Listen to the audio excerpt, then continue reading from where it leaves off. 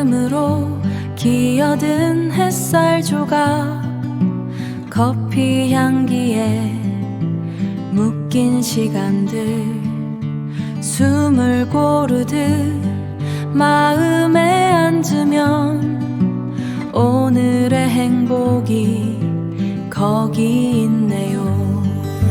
괜찮아요. 이대로도 충분해요. 우리 함께 사는 행복살이 작은 물결이 큰 강이 되듯 삶의 노래가 시작돼요.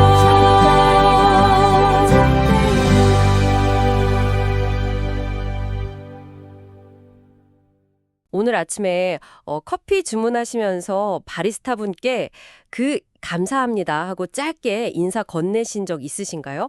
지금 이 심층 분석을 듣고 계신 여러분은 아마 오늘 누군가에게 아주 작은 친절이라도 베풀어 보셨을 텐데요. 네, 저도 오늘 출근길에 엘리베이터에서 이웃분하고 가볍게 인사를 나눴죠. 아, 네네. 맞아요. 그런 일상적인 인사말이죠.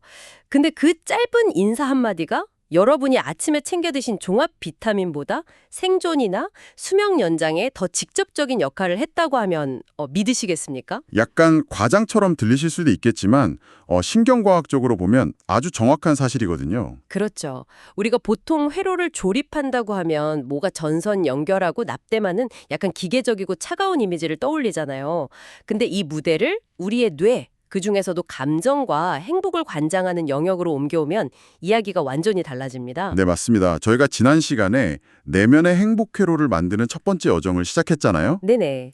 그래서 오늘은 그 두 번째 실천 방법인 친절, 자료에 나오는 표현을 빌리자면 친절살이를 통해서 우리 뇌에 어떻게 긍정회로와 존재회로가 물리적으로 구축되는지 한번 제대로 파헤쳐보려고 합니다. 친절하게 살면 복 받는다. 사실 어릴 때부터 귀에 못이 박히도록 듣는 옛말이잖아요.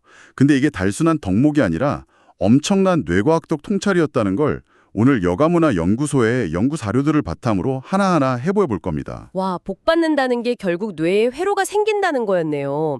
근데 전문가님, 그 자료를 보면서 제가 제일 인상 깊었던 게 인간의 친절이 단순히 착해서가 아니라 철저하게 생존과 직결된 무기였다는 점이거든요.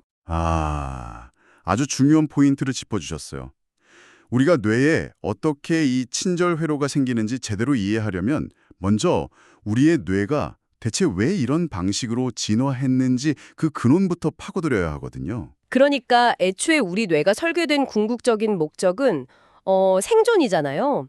근데 뇌가 우리한테 직접 말로 막 야, 이 행동이 생존에 유리하니까 지금 당장 해. 이렇게 명령할 수는 없으니까요. 그렇죠. 뇌에는 입이 없으니까요. 그래서 뇌가 고안해낸 아주 정교한 내비게이션 시스템이 바로 감정입니다. 아, 감정이 내비게이션이다? 네네. 생존에 유리한 조건이 딱 충족되면 행복이나 기쁨이라는 강력한 보상을 주고 반대로 생존이 위협받으면 고통이나 불안이라는 경고음을 막울리도록 프로그래밍이 된 거죠. 그러니까 행복감이라는 건 뇌가 생존을 위해서 켜주는 일종의 그 초록불 같은 거네요. 정확합니다. 띠링 하고 초록불이 켜지는 거죠. 그렇다면 그 거친 야생에서 포식자가 우글거리는 사바나에서 우리 호모사피엔스가 살아남기 위해 가장 필요했던 생존 도구가 뭐였을까요? 날카로운 발톱이나 빠른 다리 같은 물리적인 무기는 절대 아니었을 테고요.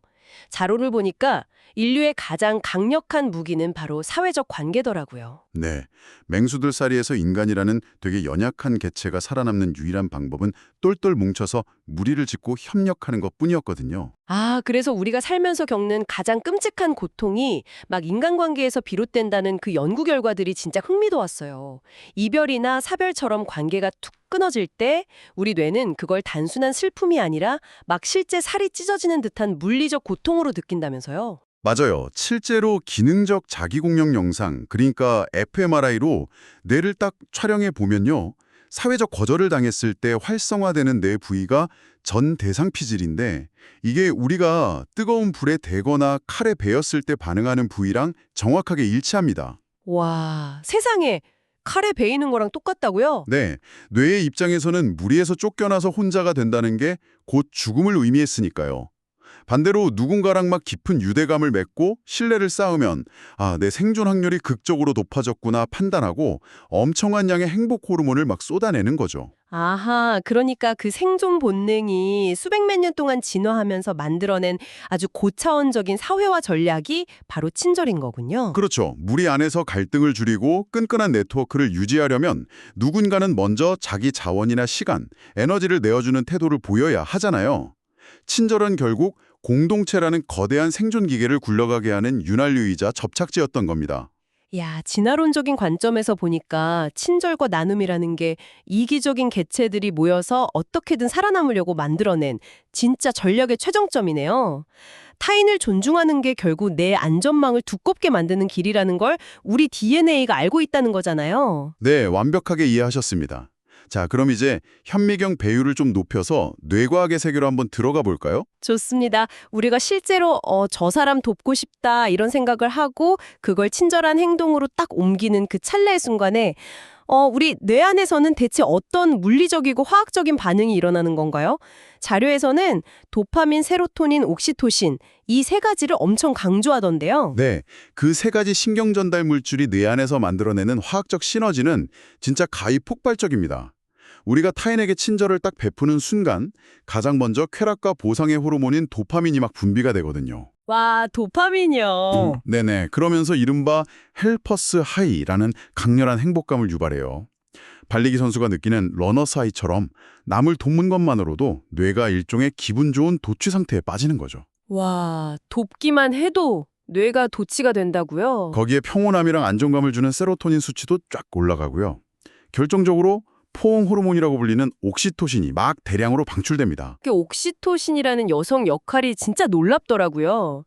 이게 그냥 기분만 좋게 하는 게 아니라 물리적으로 혈관을 확장시키고 혈압도 낮추고 그 스트레스 호르몬인 코르티솔 수치를 직접적으로 떨어뜨린다면서요. 바로 그 지점입니다. 친절을 베푸는 행위 자체가 우리 몸에 엄청 강력한 항염증제를 투여하는 거나 마찬가지인 생리적 효과를 만들어내거든요. 세상에 항염증제라니. 네, 그리고 이 화합물질들이 분비되는 데서 끝나는 게 아니라 뇌의 특정 영역들을 막 훈련시킵니다.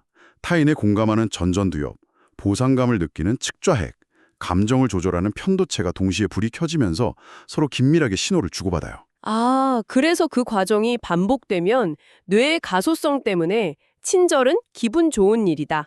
이게 생존에 유리하다는 회로가 물리적으로 굵고 튼튼해지는 거군요. 맞습니다. 거기다가 거울신경세포 적용까지 더해지면 효과가 진짜 배가 되죠. 아, 거울신경세포요?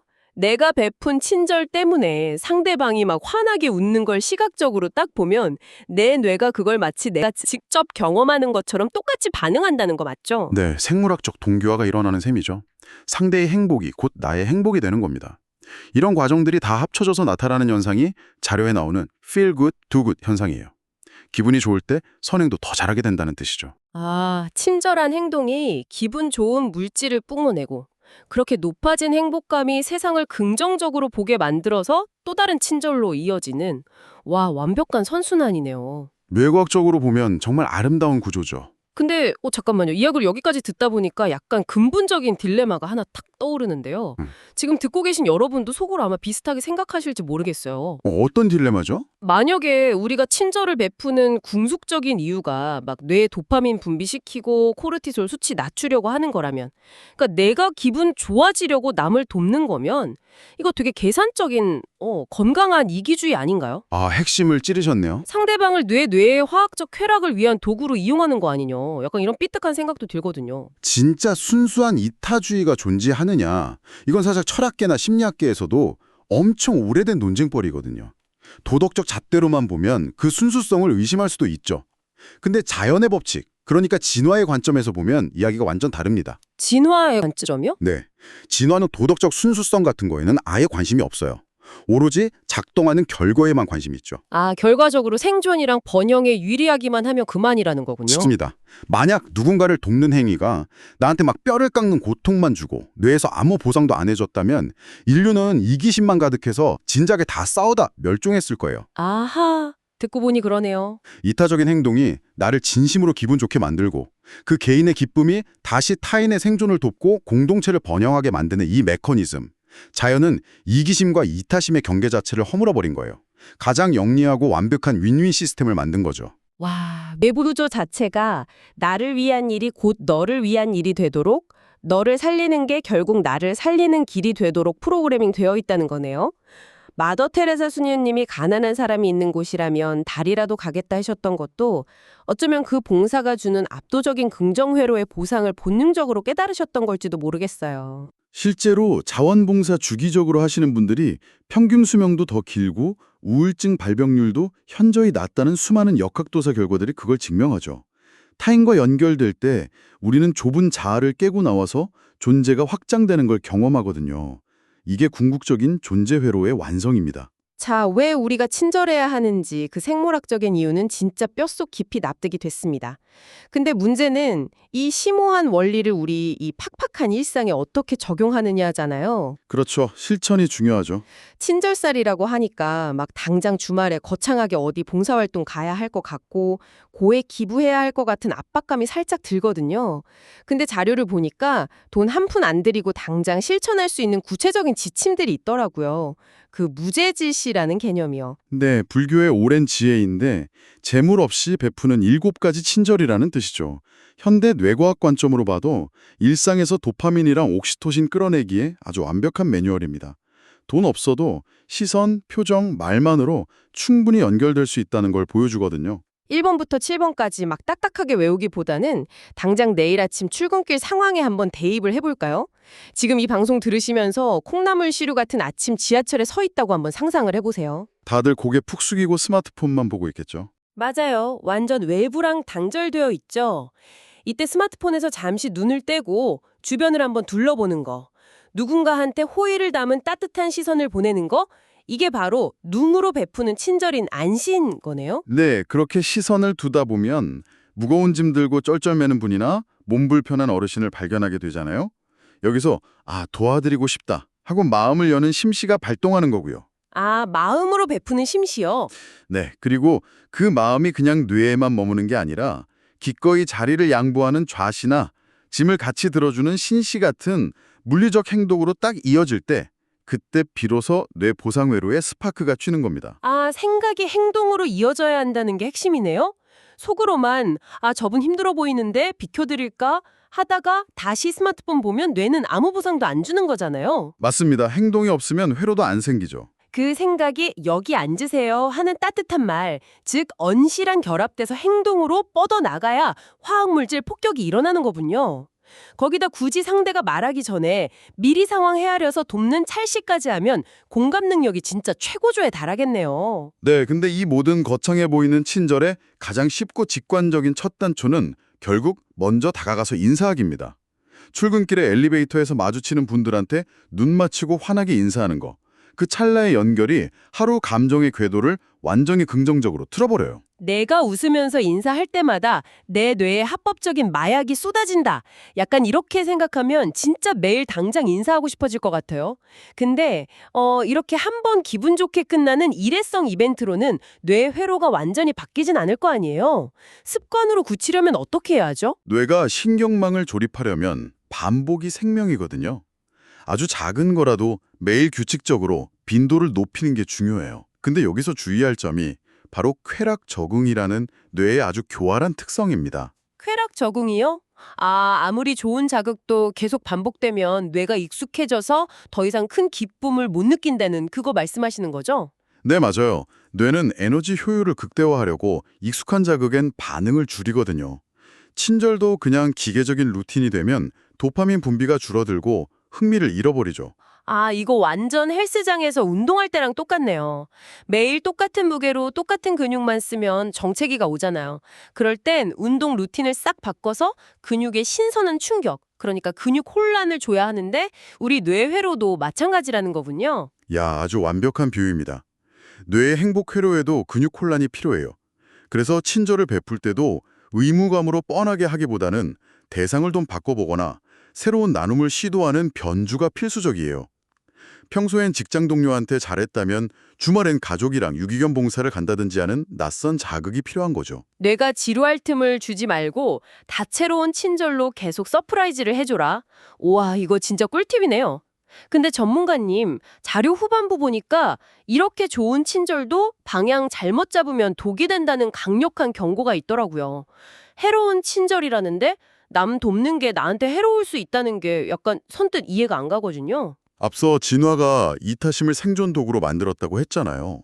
근데 그 친절이 나의 생존 자원을 완전히 고갈시켜버리면 어떻게 될까요? 예를 들어 중증 만성질환 가족을 24시간 내내 혼자 돌봐야 하는 상황이라던가 심각한 우울증 빠진 지인을 나 혼자 구원하겠다고 에너지를 다 쏟아붓는 상황이요. 아, 그러니까 내 물리적, 정신적 한계를 넘어서는 희생이 강요되는 상황 말씀이시군요. 네, 이런 극한 상황에서는 아무리 이타적으로 시작했어도 뇌가 긍정회로 돌리기 전에 번아웃이 먼저 와버려요. 스트레스 호르몬이 옥시토신을 다 덮어버리고 생존 시스템이 파괴되죠. 이럴 땐 영웅심리 내려놓고 외부 전문가 도움을 요청하는 현명함이 절대적으로 필요합니다. 완전 공감 가네요. 내 차에 기름이 떨어졌는데 남의 차 견인할 수는 없는 거잖아요. 친절회로 까는 것도 결국 나를 돌보는 마음이랑 타인을 향한 연민 사이에서 건강하게 균형 잡는 것부터 시작해야겠습니다. 자, 오늘 저희 진짜 깊은 바다를 헤엄치고 왔는데요. 네, 뇌와 진화의 바다였죠. 우리가 친절을 베푸는 짧은 순간에 뇌에서는 도파민, 옥시토신이 춤을 추고 그게 타인에 대한 연민과 공감으로 이어져서 결국 나라는 껍질을 깨고 존재를 세상으로 확장시킨다는 거. 타인과 나를 연결된 하나로 느끼는 이 사랑의 확장성이야말로 궁극적인 행복이라는 생각이 듭니다. 네, 그래서 오늘 이 긴 분석을 끝맺으면서 지금 듣고 계신 여러분께 화두를 하나 던지고 싶습니다. 지금 우리가 사는 이 자본주의 사회는 끊임없이 각자 도생을 외치잖아요. 효율 따지고 이익 계산하고 나 하나 건사하기도 벅차니까 남한테 신경 끄라고 개인주의를 강요하죠. 맞아요. 점점 더 삭막해지죠? 하지만 오늘 확인했듯이 우리 뇌는 타인에게 손을 내밀고 연대할 때 가장 큰 행복을 느끼도록 수백만 년 동안 설계되어 왔습니다. 모든 게 돈으로 환산되는 이 시대에 누군가에게 아무 대가 없는 친절을 툭 던지는 거. 어쩌면 그게 시스템이 강요하는 고립에 맞서서 우리 뇌의 본성을 지켜내는 가장 조용하고 강력한 반항 아닐까요? 와, 조용하고도 강력한 반항. 진짜 여운이 깊게 남는 말씀이네요. 지금 이 방송을 듣고 계신 여러분도 당장 오늘 출퇴근길에 어떤 비용 없는 친절로 이 유쾌한 반응에 동참하실지 한번 고민해 보셨으면 좋겠습니다. 오늘 탐구는 여기서 마치겠습니다. 감사합니다. 마음에 씨앗 하나 심으면 뇌에서 피어나는 기쁨 연결된 세상 속에 나 친절은 습관이 되어 나를 완성하는 밸런스 행복한 삶의 전체 정리